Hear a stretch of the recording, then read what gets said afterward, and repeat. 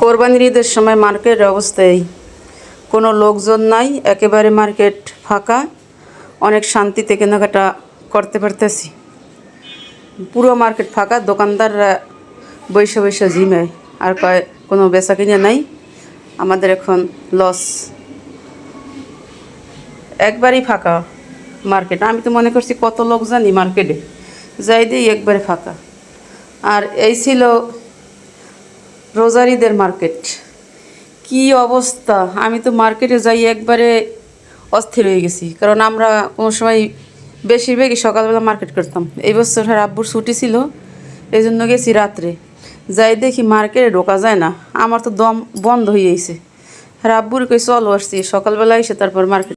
পরে ছেলের জন্য কিছু কেনাকাটা করে তারপর আসছি।